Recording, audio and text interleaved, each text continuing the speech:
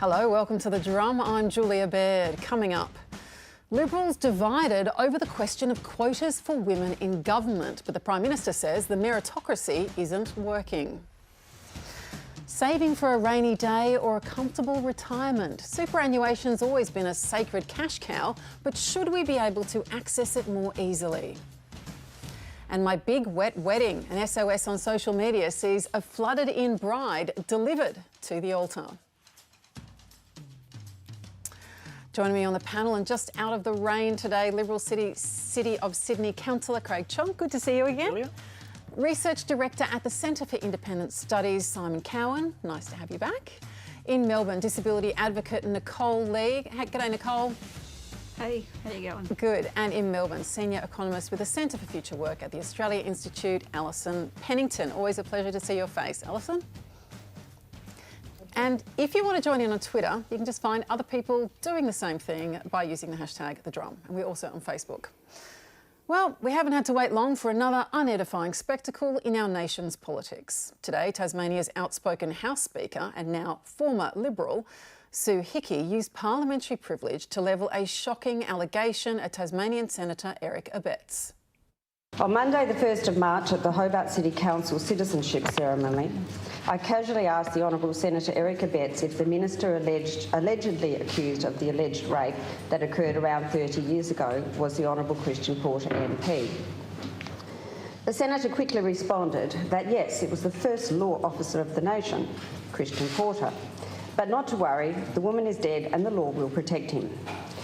He then said, as for that Higgins girl, anybody who is so disgustingly drunk who would sleep with anybody could have slept with one of our spies and put the security of our nation at risk. Right. Well, Senator Abetz has labelled the allegations defamatory and denied ever making such comments. There's somebody that helped set up a women's shelter before I entered Parliament. I saw all sorts of victims of sexual assault, domestic violence, etc., and to suggest that I would make light of a rape allegation is horrendous, categorically denied by myself. Meanwhile, the Prime Minister has apologised for comments he made yesterday during a heated exchange with a Sky News Press Gallery journalist. Well, let me take you up on that. Let me take you up on that.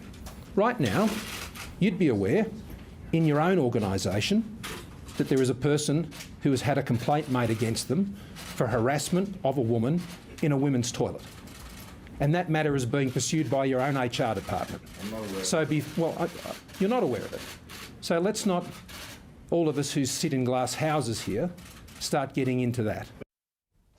News Corp says there is no investigation and the incident he described did not take place, prompting this apology from the Prime Minister. I have apologised unreservedly for what I did in bringing that matter into that press conference and to raising something I should never have raised, and that was done, Mr Speaker, not respecting those individuals who are at the centre of that particular issue. Now, Mr Speaker, I've given that apology. I've given that apology honestly and openly, Mr Speaker. For more on this, we're joined in Canberra by political journalist Malcolm Farr. Welcome back to The Drum. Thank you, ma'am. Now, it's not every day we get an honest, I shouldn't use the word honest, it's not every day we get an unreserved apology from the Prime Minister. Do you think that has been accepted? Well, it's not every day we see such a foul-up by a Prime Minister as Scott Morrison delivered yesterday. I think, well, I'm sure it will be accepted by News Corp. There will be some members of the gallery who were involved in a quite separate incident, nothing like the Prime Minister described, who are still distressed, but it just adds to the growing accumulation of ham-fisted and clunky statements by the Prime Minister over the past month.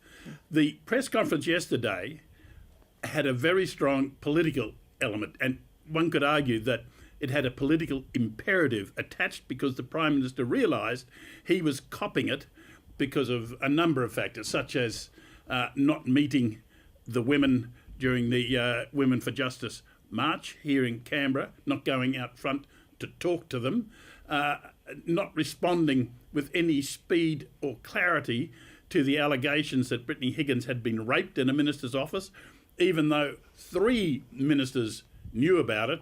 Scott Morrison said he didn't, and he thought he'd tidy that up. Well, today he had to spend time tidying up his effort to tidy up. To what do you attribute that lapse in judgment? Well, particularly the assertion that there was some sort of incident among News Corp journalists. That was a response to the question from Sky's Andrew Clennell that really got up Scott Morrison's nose because it contradicted everything he was trying to lay out. He was trying to present himself as the guy who was listening to women. He knew all sorts of things were going on. He wanted to help. He was acting. Clennell said, well, no, you're not. Things that happen a lot quicker in private enterprise. And that really got the Prime Minister. So he came up with this fantasy idea. Now, there are people in Parliament House who knew to what he was referring. It was something that didn't involve a man, wasn't involving sexual harassment. There was no toilet involved, and there was no HR campaign behind it. But there were 25 million other Australians who didn't know, who felt pretty sure, given the context, the Prime Minister was saying that some News Corp journalist had, for some reason, harassed a woman in a woman's toilet. And it was simply sensitive Scott blowing a fuse and snarly Scott emerging. Nicole, as a survivor, how did you view those remarks by the Prime Minister, as well as his subsequent apology? Well, the remarks themselves, which have been found to not be true, but if they had have been true, I mean, he would have been privy to information that he honestly shouldn't have known, and then twofold, should not have been divulging that to the general public in his ability to deflect from the real issue that is going on within his own walls. And as for, if this was an individual that this was referring to and the victim at the centre of this, the breach of trust for that individual ever speaking up in a workplace or even being able to return to the workplace the next day is deeply, deeply detrimental. And to think that this is coming from our Prime Minister, who has just then aired on national television what could have been somebody's very private and personal experience. And when survivors speak up, they speak up out of their own agency and their own autonomy. And the man in the most highest position of power, if this had have been true, just took away that individual's agency and autonomy. And then we go to the issue of the apology. Now, I think one of the words that he got majorly wrong in that apology was, he said he raised an issue that shouldn't have been raised. Now, I think the words he should have used there was he erased an issue that should never have been erased within his own walls of power and within his own party. Alison, how are we to read the statements that Sue Hickey made in Parliament today if Senator Abetz just completely denies ever having said those things? And the goal of the man to roll out his credentials supposedly as being a great fighter for women's rights and women who are experiencing domestic violence, I think, is shocking to hear that real. I think what I really want to point out that there's a spectacular writing down of expectations that's going on now. That Morrison today has said, blokes make mistakes, and that government can't solve all of these problems. And underlying also the very galling and shocking fact that he hasn't apologised to any women. He was forced to make an apology because he's apologising to his constituency in News Corp and to a male journalist and to the male chairman who pulled him up. Underpinning this failure to respond to the very clear issues of the day is an inherent belief that Morrison has that politics is coded for the male and it is the domain of men and the women belong in the private sphere. And that is the reason why he keeps fumbling through this crisis. He can cry and cry tears for women in his family unit that he can relate to and empathise with, but he is struggling inherently to even comprehend and see and understand women as a social force and women who are out there on the streets and fighting for gendered action on gendered violence. Craig, do you think that that's a fair assessment? Well, I think it's a big call to say that he thinks that women shouldn't be in Parliament and it's not their sphere. Look, he's made some missteps, some terrible missteps, and I think that he has been clumsy in the way some of this has been handled. But I don't think it's fair to characterise him as a guy who thinks that Parliament's only a place for men. I think the problem for Parliament itself, and not just for Scott Morrison, is that the culture in that place is so has been so broken for so long that some people aren't just seeing what is before their eyes. It is just wrong. Right. It's that sense of a goldfish in water, not realising. Absolutely. Yeah. And people call it the bubble, but there's that cesspit of Canberra sometimes that people have just forgotten how bad it actually is. It's normalised. They're in it. Yep. Yeah. It's normalised. So I think that it's everybody taking responsibility. People have really laid at the feet of Scott Morrison, and I've agreed that I think that he has made some terrible missteps. But really, that whole place has to take a good look at itself and see how they change the culture.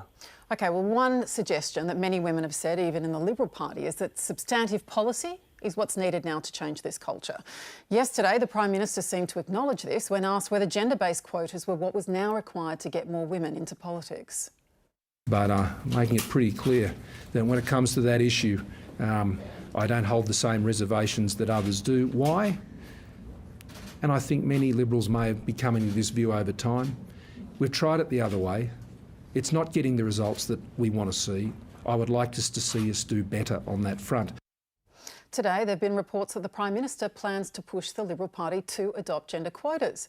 But many in the party remain divided over the strategy, with some suggesting it would violate the party's tenet of merit-based selection, and others claiming that it could come at the expense of men trying to enter politics. Now, on that note, here's the Prime Minister just 2 years ago.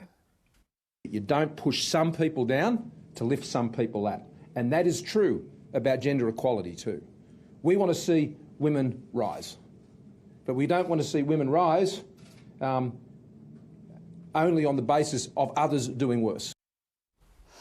Now, Malcolm, it's one thing to say you don't want women to rise at the expense of men, but if you have more women, mathematically, there's going to be fewer men.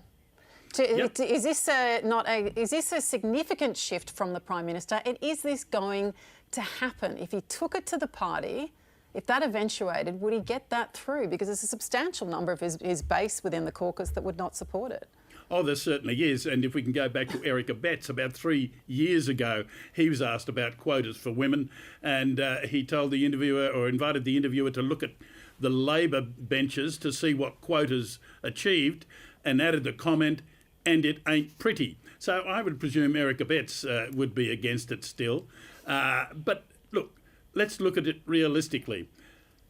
The Prime Minister was able to move things about to make sure Craig Kelly could stand for at the last election. If he can do that for a Craig Kelly, surely he can do it for a more qualified woman.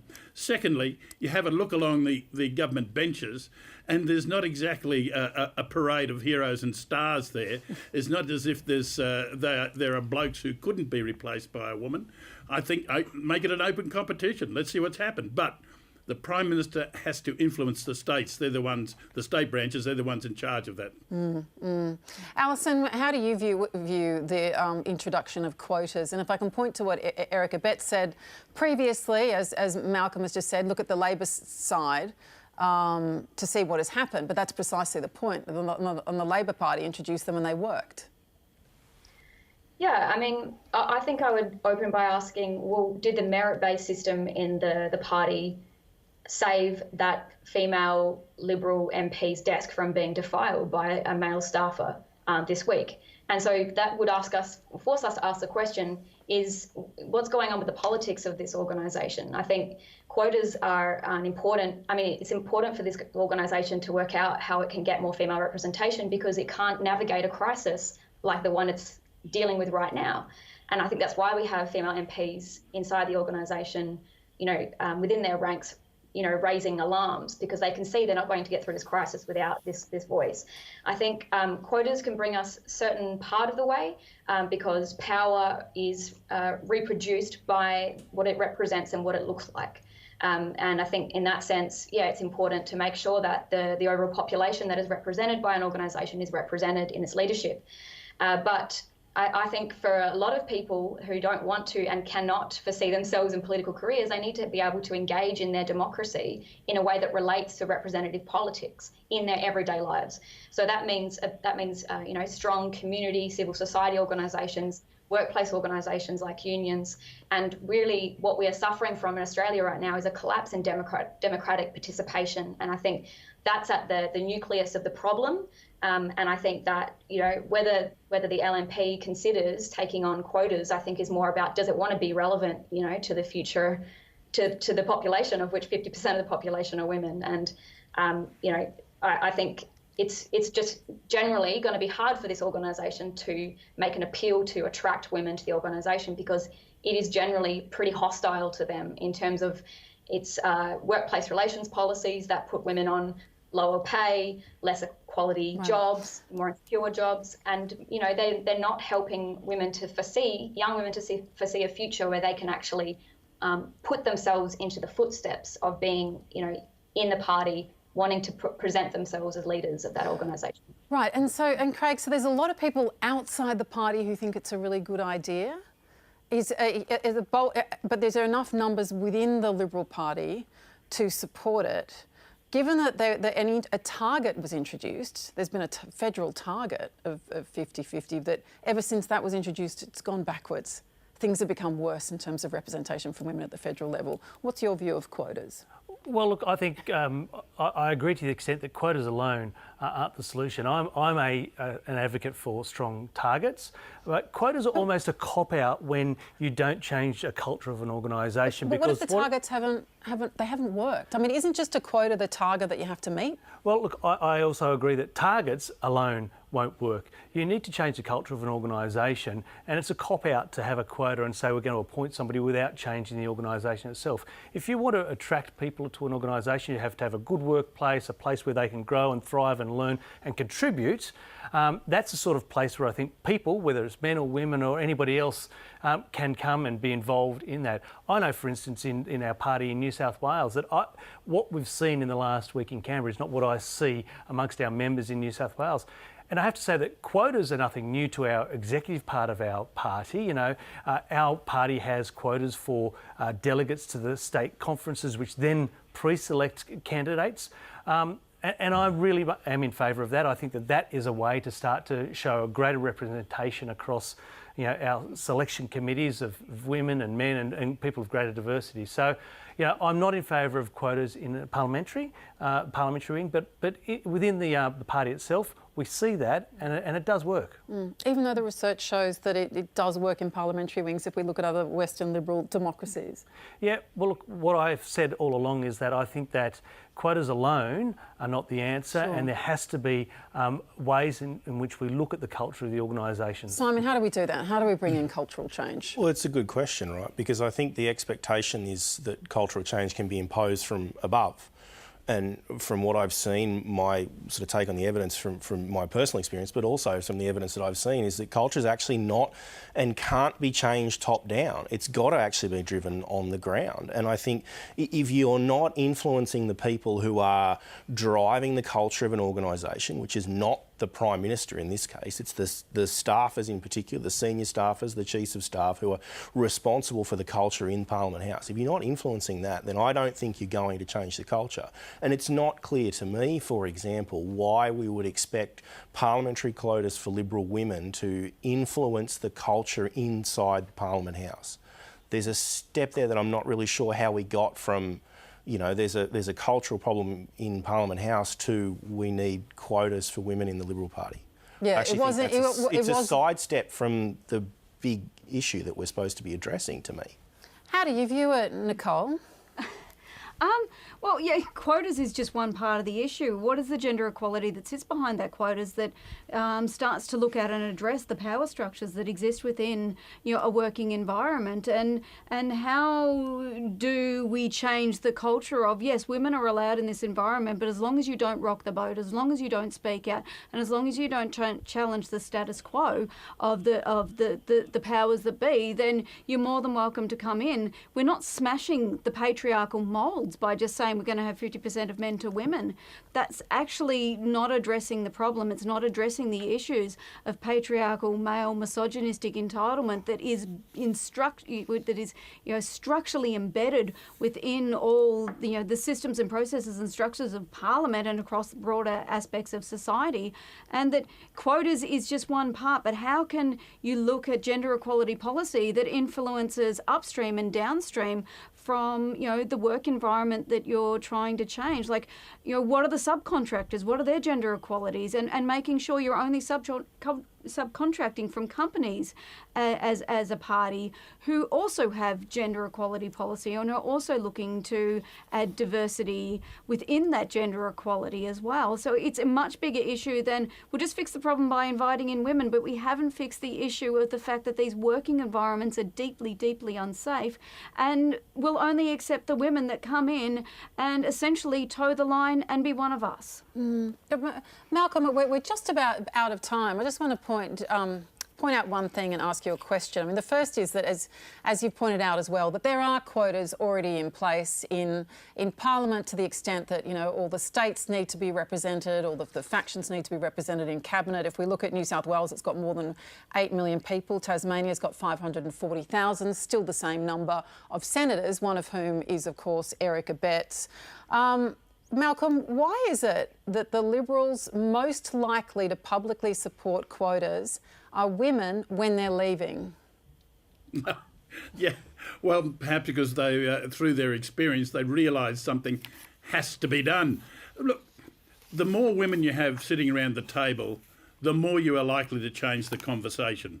And if you're going to start anywhere, you have to get the quotas to get those women seated around the table to at least 50-50, at the very least 50-50. That changes the culture.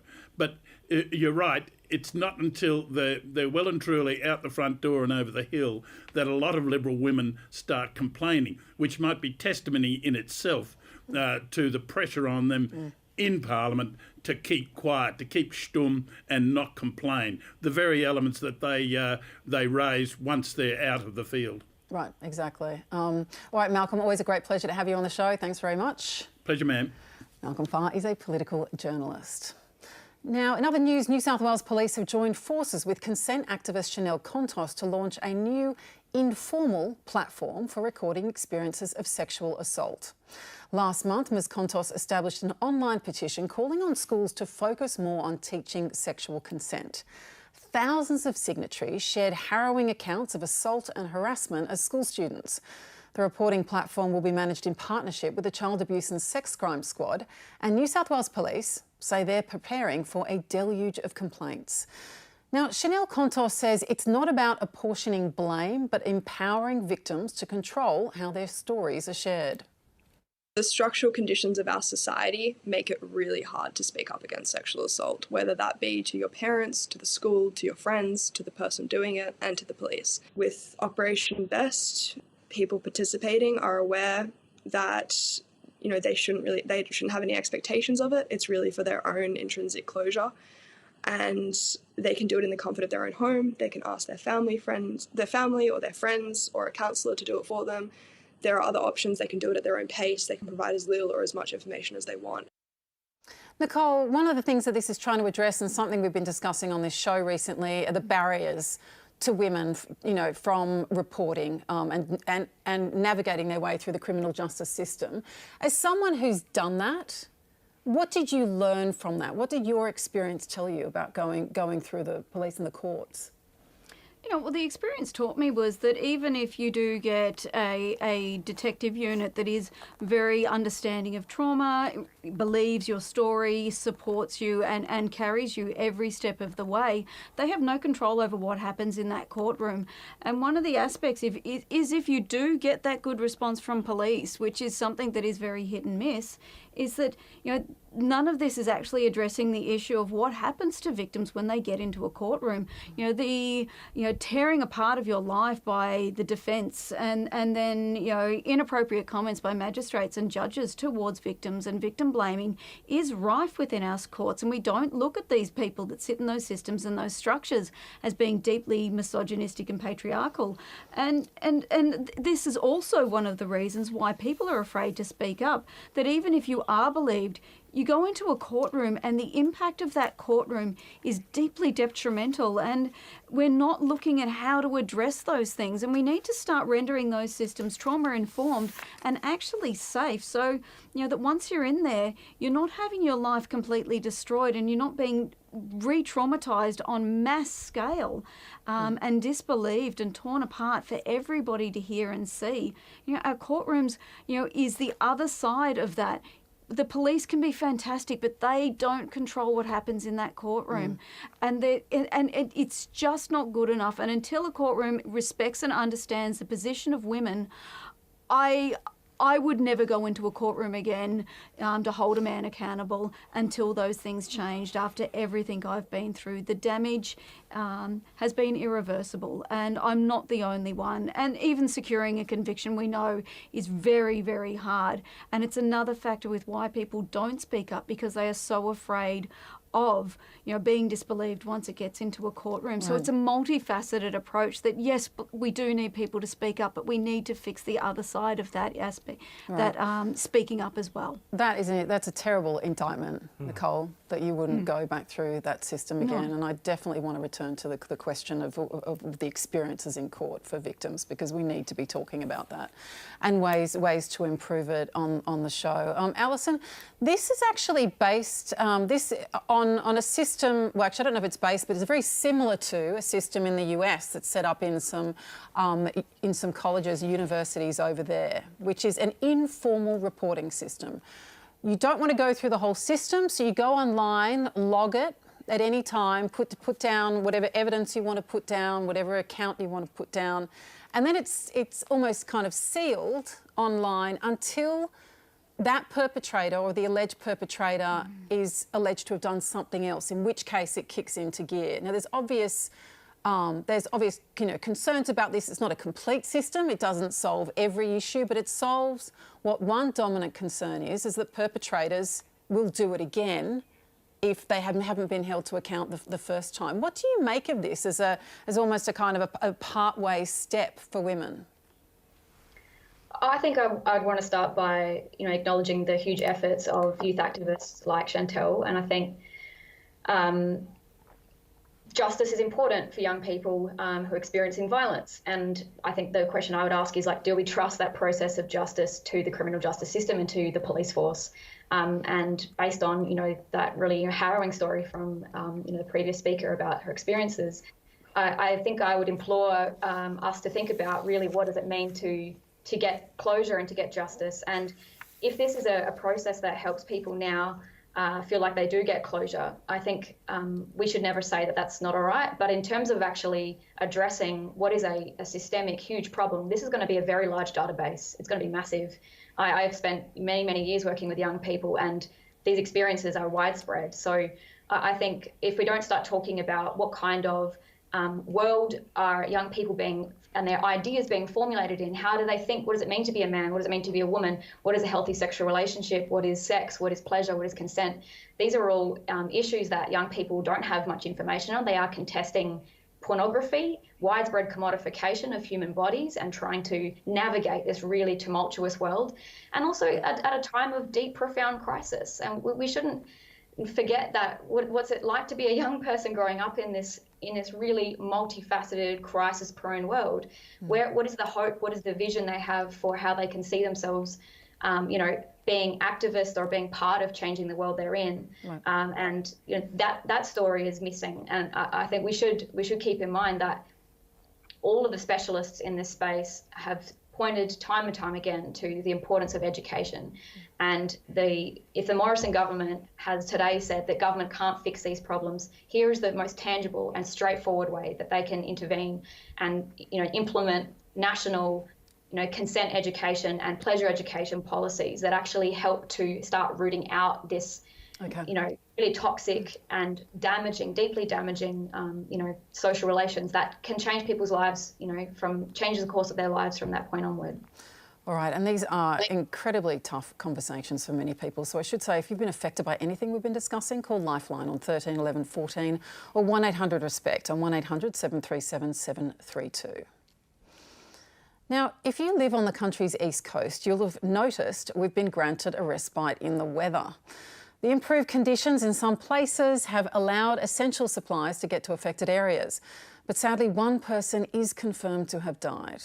Now, since the relentless downpours began, thousands of people have been evacuated and there have been more than 17,000 insurance claims for damage across New South Wales and Queensland.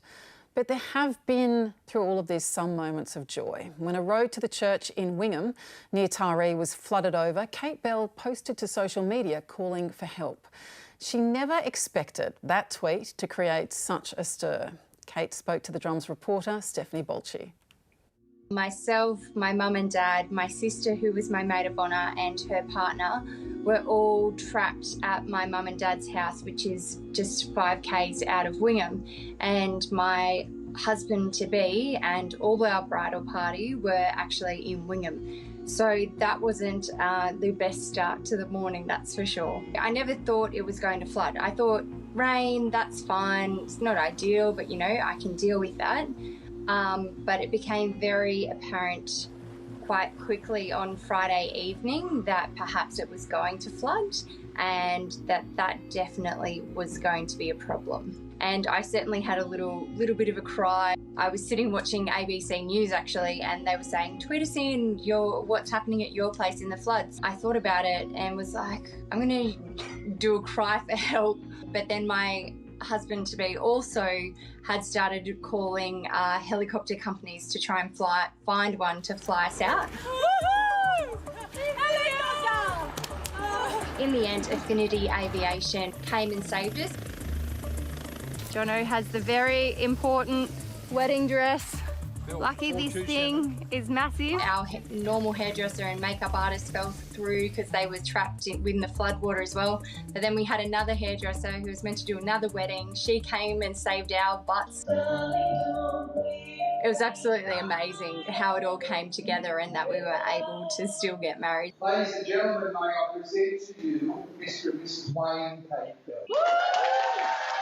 My phone reception was really, really dodgy. So I logged onto social media and was just like, oh my God, this is out of control. Did she make it? What happened? Our photographer had sent through a couple of photos and I was like, oh, well, I'll put it up so they know. Thinking nothing of it. That photo is actually at the bridge that stopped us getting to the wedding.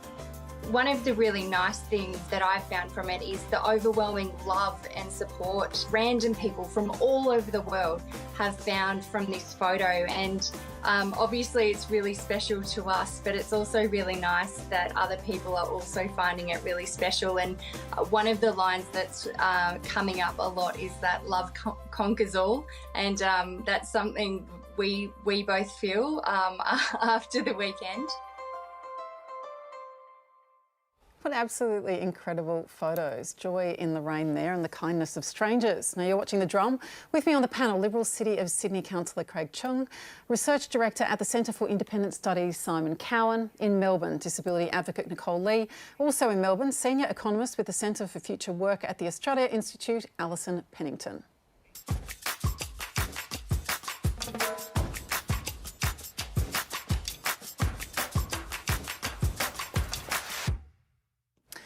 Now, we know that for domestic violence victims, financial dependence can be a major barrier when it comes to leaving their abusers. And that's likely what's behind an idea that was floated by the government, allowing those fleeing relationships to withdraw money from their superannuation accounts. But after an outcry from advocates, industry insiders and the opposition, the plan has been quietly shelved.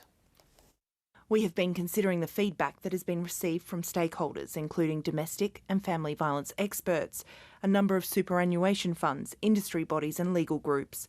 There was support for the measure from some, but also a number of stakeholders who raised concerns that the measure would disproportionately affect victims and survivors of domestic violence compared to perpetrators. What this does point to is a growing redefinition in the purpose of super, from money put aside for retirement to a break glass in case of emergencies fund, to dip into when a crisis arises. Last year, 3.5 million workers facing financial difficulty were allowed to withdraw up to $20,000 from their super. Workers can already access their super early in cases of financial hardship or for medical treatments. And there's a group of Liberal MPs who say we should go further and make super available to those trying to purchase a first home. It's led Labor to call for new legislation to cement the purpose of superannuation in law. Cut through all the crazy propositions that have been advanced over the last year, the purpose of super is to provide a secure, dignified retirement, not to fix every other area of this government's policy neglect. Simon, is this right? The purpose of super is to provide a secure and dignified retirement and should be preserved for those purposes. Well, the first half of that is definitely the finding of the Murray Review back in 2014, I think it was 2015, that is the purpose of superannuation. But I think more realistically, we need to ask ourselves the question is, what are savings for? Now, superannuation at its core is a pool of savings, a significant pool of savings. But isn't it retirement savings? But it's still savings, right? And it's offset a lot of other different types of savings because of its compulsory nature and the scope of sort of rising to 10% of income. It's displaced a lot of other forms of saving. And I think it's legitimate to say there are priorities in people's lives at points in time, crises, trying to buy a home, for example, on maternity leave, where you would be better off having access to some of that money than you would be saving for retirement.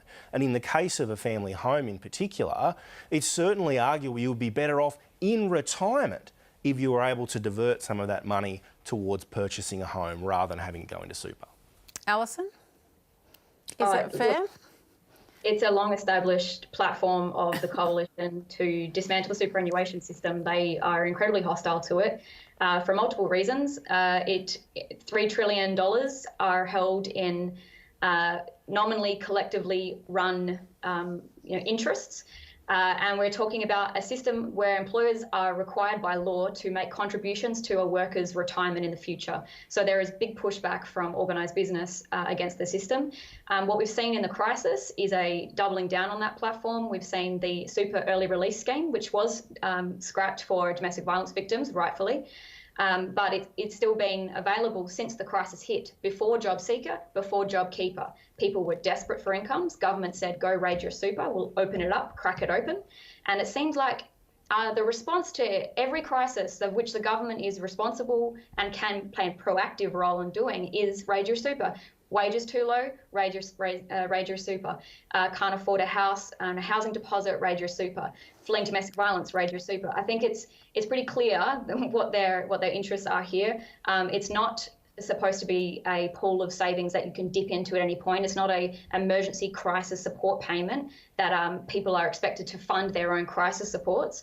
It exists to provide. It's a part of a multi-pillar retirement future for people. And it's about the state of the pension system, and it's also about how our superannuation system supports people throughout their lifetimes to have a dignified and secure retirement. That is the purpose of it. That's not true. So you've always been able to dip into your super for medical expenses or in the case of an emergency. What's happened is that there's a shifting thought about what the definition of that emergency is. But if you're facing significant medical expenses, if you're facing homelessness, for example, you've always been able to dip into your super for those things. It's just that they're looking at expanding what those categories are. No, Alison.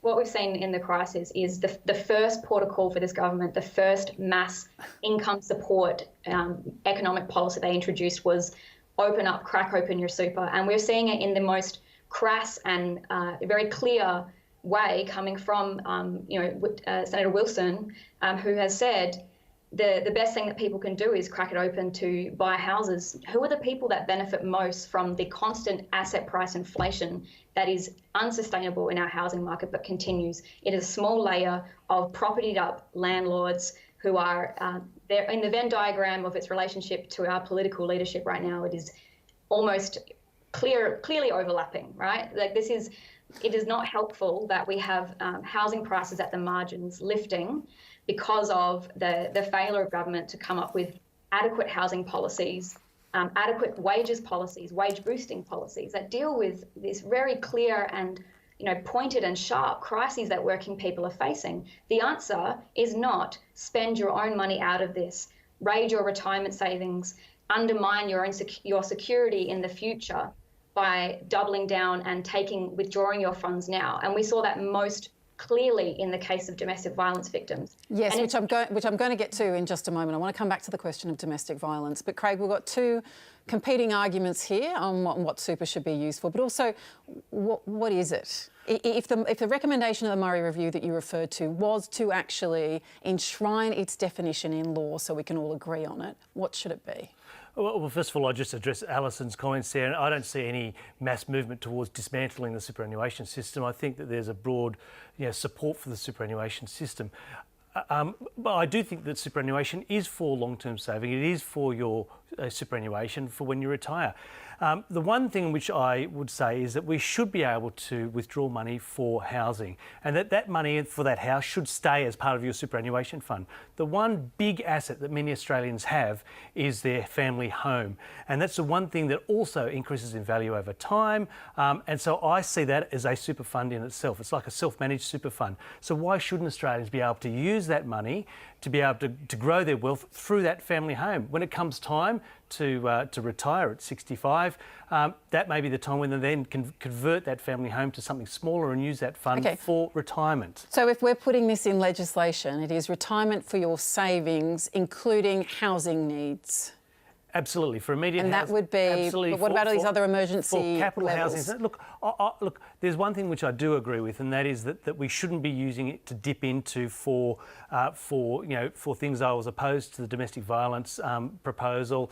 Look, if you think of a person at 25 takes $10,000 out today, by the time they're 65, that's about $150,000 at the rates that they're accumulating. So and even from a personal point of view for a person and their savings, for a national point of view, it means that people are able to look after themselves and to take care of themselves, and the government isn't doing that.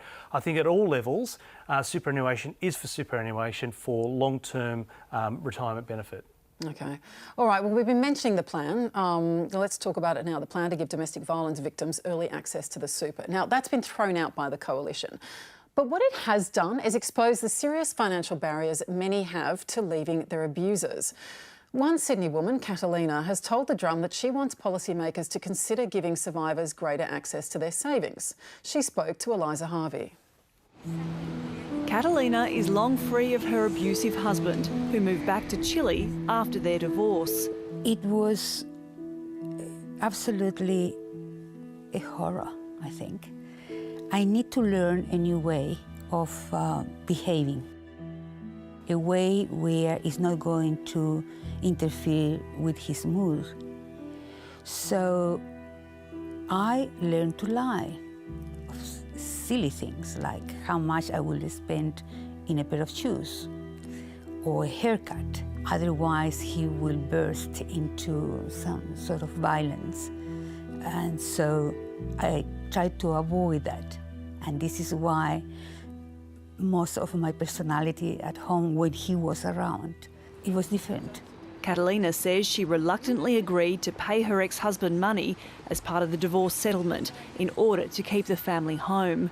And then, years later, Catalina's son told her he was also subject to his father's abuse. He fell ill and she stopped working to care for him. She tried to access her superannuation. I was denied at the time the opportunity to get some of my superannuation.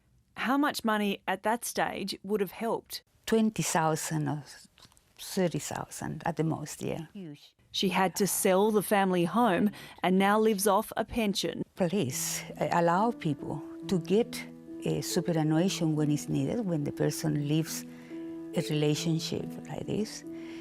And for the person will have stability, which is so important, and will be able to heal better of the traumatic experience, which is to be living under domestic violence. Nicole, now Catalina there is saying this is something that she would have wanted and needed to leave abuse and to be able to care for someone who fell ill. Now, is this something you would have wanted? How did you view the suggestion that you could dip into super? Yeah, well, the thing is, we're still not looking at or addressing the issue of those of us who sit outside of the workforce. You know, as a disabled woman and a mother raising children, I had no super to dip into. If I did, and we do things that we have to do to survive and to keep our families safe, but you know, it's ultimately still a avoidance of actually properly funding a multifaceted approach to the issue. And one of the big things that supported me, and you know, that I don't think I'd be here today if it wasn't for being able to access brokerage funding, which was flexible funding to spend on what I needed when I needed it to meet my needs as an individual. There is not a one-size-fits-all to this. We need to fund the sector properly. We need to fund, you know, recovery supports for victim survivors. And, you know, we also need to, you know, offer this brokerage funding. I needed access to support workers. I had no super to touch. So what was I supposed to do? And that funding gave me that freedom to be able to continue to be a mother to my children, to realise a different way of living that didn't rely on an informal support. And it gave me the room and freedom to breathe and to start rebuilding my life. And it shouldn't be on another punishment on top of so many punishments when leaving a violent relationship, being left with the debts. I am still in debt and I'm still paying that off. And it's another punishment on us to dip into our, you know, if you have super, to put yourself at risk later in life. You know, the biggest growing cohort of homeless people in this country are older women. And then we're saying to women, if you've got super, also tap into that, whilst not addressing the issues of the poverty so many of us are left with and the lack of resources to pull ourselves and our children out of that poverty with the dignity and respect that we deserve, you know, in that process. All right, look, for more on this, we're joined by founder of the Centre for Women's Economic Safety, Rebecca Glenn. Rebecca, welcome to The Drum. Thanks for having me. Now, before I ask you in particular about this proposal, I mean, one of the things that this debate about women who are fleeing abusive relationships being able to access super accounts has done is revealed kind of a widespread ignorance or lack of understanding about economic abuse and the forms that it can take. Can you explain to our viewers what economic abuse is and what it can look like? Sure, and it is really not well understood, and yet it's a very common form of domestic and family violence and a key tactic of coercive control. And so economic abuse is when one partner restricts or exploits the other partner's resources in a way that impacts their economic security and their potential to be self-sufficient. So there are three broad categories of economic abuse that you'll see. You'll see controlling behaviour, you'll see sabotage, you'll see exploitation. That might be controlling someone's access to money, giving them an allowance with, you know, an unfair sort of set of rules around it. It could be sabotaging someone's ability to maintain their employment, or it could be coerced debt, which is what you see a lot of exploitation around. The important thing about economic abuse, though, is that it does not occur in a vacuum. It is occurring alongside emotional and psychological abuse, physical and sexualised violence, and you must understand the context before you respond. So what did you make of this government proposal then, having done all the work that you've done, trying to raise awareness about economic abuse and with victims of financial abuse? What did you think of this idea? Well, look, I think all credit to the government for listening to the views of stakeholders and deciding not to proceed with it. But there was a really important recognition in the proposal, and that was that, as Nicole just so beautifully put, women who are leaving violent partners need money and they need unrestricted access to cash. brokerage funds are really important, but they're limited and not everyone gets access to them.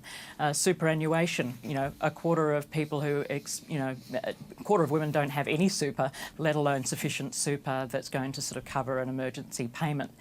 So I think it's terrific that proposal has been dropped, but the need hasn't gone away. So what is government going to do? And I'm certainly a supporter of getting cash unrestricted into the hands of survivors when they need it most. And what do you suggest needs to be done with this? I understand that New South Wales is the only state in Australia to not have economic abuse in legislation, defined in legislation. Is that right?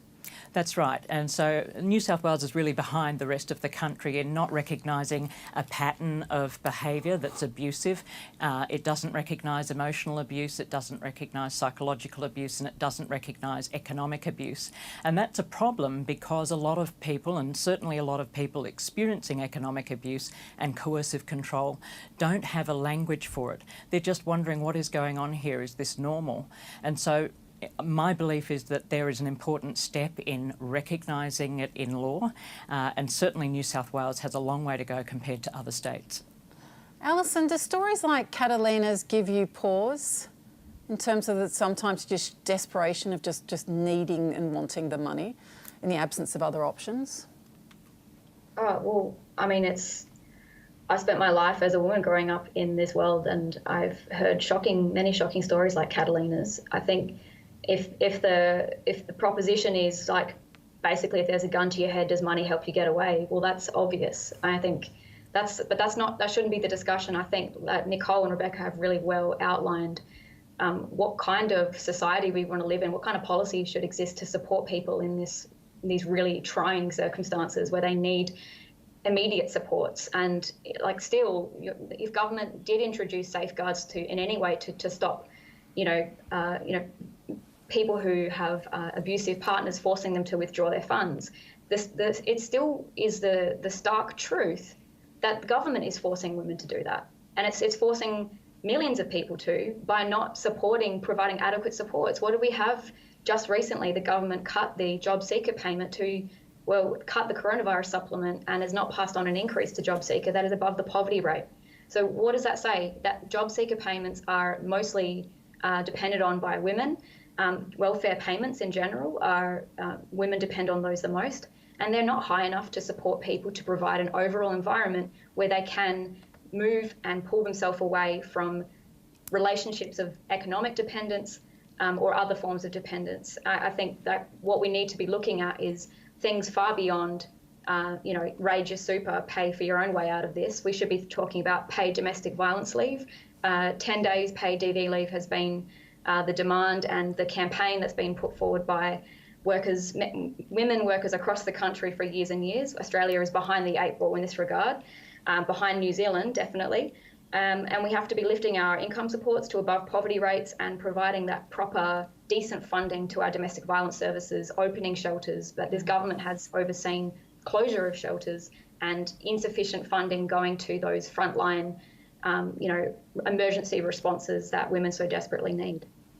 Simon, I mean, given you've got your philosophical approach is to say people should be able to access their super if they need it. Yep. It's a form of savings, but given the fact that this can be, manipulated by an abuser to be able to access the money for themselves, that these women are often already very economically vulnerable, could be in situations of financial abuse. Do you think that this proposal is a bridge too far? Well, no, I don't think it's a bridge too far, and I don't think anyone's suggesting it's a silver bullet solution to all these problems. I mean, at best, this is an additional tool that may help some people get out of a tough situation. I mean, those issues around the difficulty for domestic violence victims to actually escape, that's going to be a problem for any cash payment that's provided in these circumstances, right? Because, and I'm sure that one of our advocates here can correct me. Rebecca will be able to tell us something like about that, 7 times or 7 attempts to actually get away from... Right. So you're going to have that problem no matter what. What I don't understand, I suppose, and perhaps it's just because I'm not as familiar with this sector as they are, is this seems to me to be a possible additional tool that may benefit some people. I'm not sure why we wouldn't want to take advantage of that. Rebecca, it's not perfect, but is it better than nothing? You're saying. Is it worse than nothing? I certainly think that just because something is a Band-Aid solution, you don't not give someone a Band-Aid when they need it. But having said that, the only reason we're even looking at the proposal is because there isn't enough support. I don't want to replicate the sort of dynamics of a controlling relationship and tell a person paternalistically that they can't possibly access their super, that's for their retirement, when they're just concerned about how they're going to live tomorrow. So on that front, you know, I wouldn't stand in its way, but it does speak to that broader systemic issue that we need to address, which is we need to do better. Rebecca, one thing I'm really interested in as well, because I know you've worked with various financial institutions, is how do the banks try to protect women when it comes to economic abuse?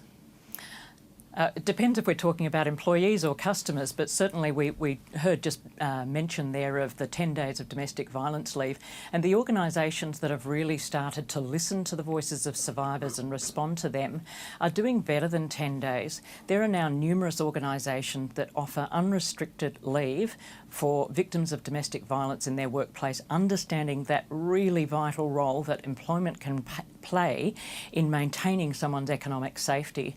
And so that's the kind of thing that I'm really interested in, is not just the government response, but how is it that the entire ecosystem can better support women's economic safety at every step along the way, and well before they reach that crisis point where they just need money now to stay safe. And what about the fact that I actually did not know that sometimes AVOs, IVOs, wherever you are, apprehended violence orders, can be used to freeze bank accounts. Is that right? I'm not aware of it ever having happened. What I'm pushing for is that we do look at financial protections in protection orders. So most protection orders are worded in such a way as to say whatever behaviour, restrict the behaviour of the defendant so that the person can stay safe. And what we know is that quite often when someone takes out an AVO, maybe there's been an incident of violence, that often bank accounts, redraws in mortgages, they get cleared out. And so my understanding is the way the law is now, there's no reason why we can't make financial protection orders part of ADVOs, or whatever they're called in all the different states and territories.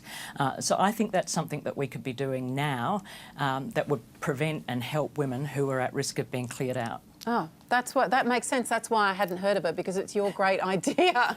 Craig, is this something that councils are conscious of and working on? Well, I think local government's got an important part to play in the immediate term. You know, we support a lot of urgent and emergency services for women, but it always concerns me that we continue to look at different ways to fund this, when I think that we live in a society where government should be funding the cash payments for these sorts of services straight away. And again, when we're talking about superannuation, it just seems to be, again, you know, women who have to dip into the superannuation, they're just going backwards even further.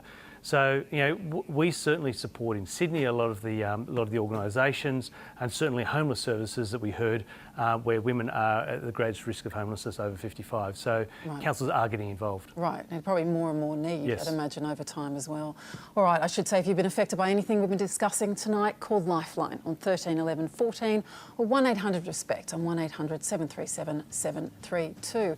That's it for tonight. I want to thank our panel, Craig Chung, Simon Cowan, Nicole Lee, Alison Pennington, and our guest, Rebecca Glynn. Have a great night. You're going to see Ellen tomorrow, and I'll see you soon.